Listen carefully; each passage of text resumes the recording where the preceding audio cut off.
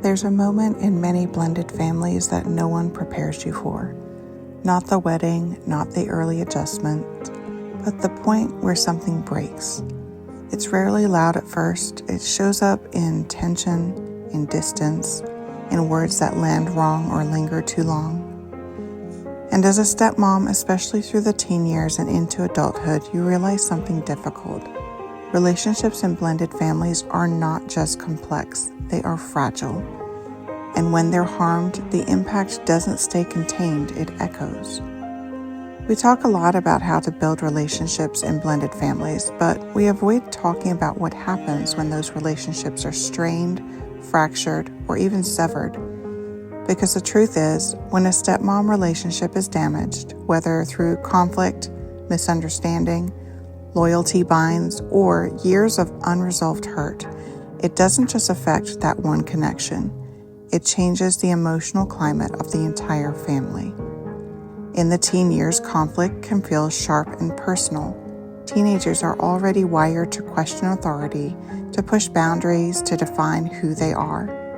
Add a step-parent dynamic, and that questioning can turn into rejection. Words are said that can't be unsaid.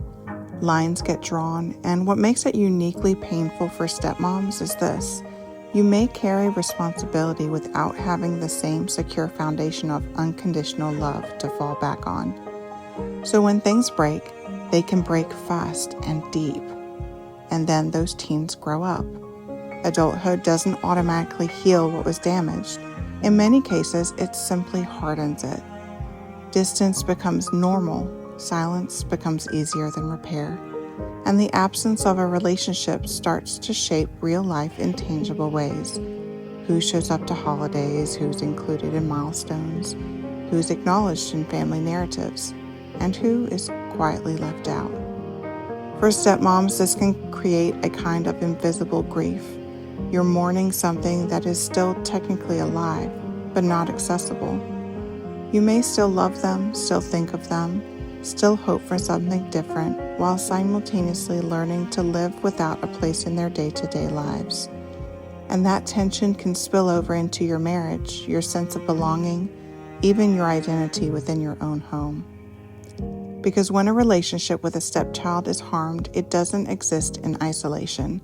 It can strain the partnership with your spouse, who may feel caught between loyalty to their child and commitment to you. It can create emotional landmines around holidays and gatherings, where every decision feels like it carries that weight of what's been broken. It can lead to resentment not just toward the child, but toward the situation itself, the constant feeling of being on the outside of something you've invested your heart into. And here's the part we don't say out loud enough. Sometimes, despite your best efforts, the relationship doesn't heal. Not every story gets a clean resolution. Not every stepchild comes back around. Not every wound is repaired with time. And accepting that reality requires a kind of strength that looks nothing like the strength we usually celebrate. It's not loud or triumphant. It's quiet, steady, and often deeply lonely. But there is still a way forward. When a relationship has been harmed, the goal shifts. It's no longer about forcing closeness or rewriting the past. It becomes about learning how to live with integrity in the aftermath. That means taking ownership of your part where it's yours to take, and also releasing what was never yours to carry. That's important. It means setting boundaries that protect your peace without closing the door to future reconciliation.